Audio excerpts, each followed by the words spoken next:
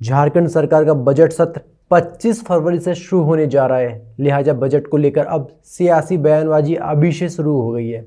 एक तरफ बीजेपी सरकार पर बजट की राशि खर्च नहीं करने का आरोप लगा रही है, तो दूसरी तरफ आजसू ने कहा है कि यह सरकार अपने बजट का केवल 30% राशि खर्च की है और 70% राशि सरेंडर करने जा रही है। ऐसे में इस सरकार को बजट बनाने का कोई अधिकार ही नहीं। दरअसल यह सरकार जिन मुद्दों में राशि खर्च करनी चाहिए वह राशि खर्च नहीं कर पाई। इधर कांग्रेस के प्रदेश अध्यक्ष राजेश ठाकुर ने कहा कि क्या बीजेपी अपने कार्यकाल में पूरी बजट को खर्च कर पाई थी? हम बेवजह पैसा लुटाना नहीं जानते।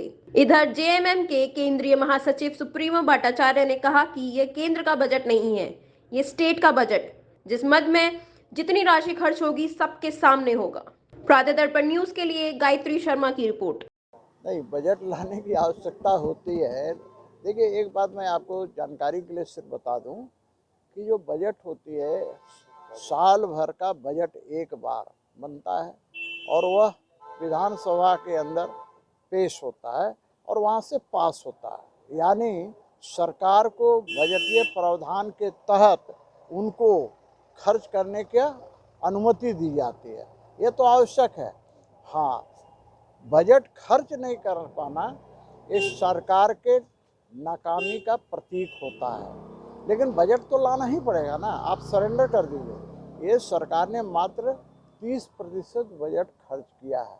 एक तरफ खजाना खाली होने का रोना रोते हैं और दूसरी तरफ बजट को खर्च नहीं कर पाते हैं। तो आप इसी से अंदाज़ा लगा सकते हैं कि यह सरकार कितना काम करने वाली सरकार है या नाकाबिल सरकार है। ये यूनियन ऑफ स्टेट का बजट नहीं होगा, ये स्टेट का बजट होगा और पूरा लेखा जोखा हम लोग उसमें सामने रख देंगे, क्योंकि एक एनुअल फिनेंशियल स्टेटमेंट होता है बजट का, जो संवैधानिक नाम है।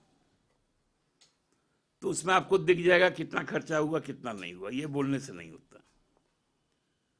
दूसरा है कि हम कोई 25 साल का बजट नहीं बनाने जा रहे। हम 22-23 का बजट और लक्ष्य स्थिर करेंगे और वो सरकार पेश करेगी। राज्य सरकार का बजट का मात्र अभी तक 30% खर्च है, 70% अभी बचा नहीं है। और अभी ठीक अभी 25 तारीख से जो बजट सत्र शुरू हो रहा है उसमें फिर बजट आ रहा है।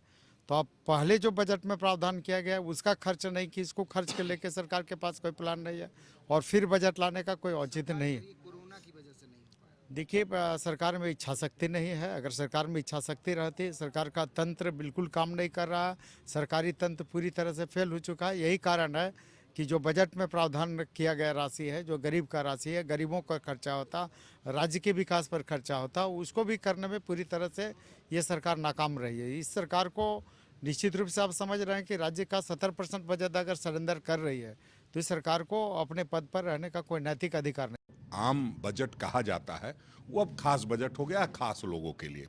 कॉरपोरेट टैक्स में तो छूट दी जाती है, लेकिन आम और व्यक्ति को जो मध्यम वर्गीय कहा जाता है उसके लिए कोई छूट नहीं है। जो मकान, रोजगार आदि आदि बातें कही गई है पिछले 7 वर्षों से दे रहे हैं। प्रधानमंत्री जी इसी वायदे के साथ आए थे कि हर वर्ष 2 करोड़ नौकरियां देंगे।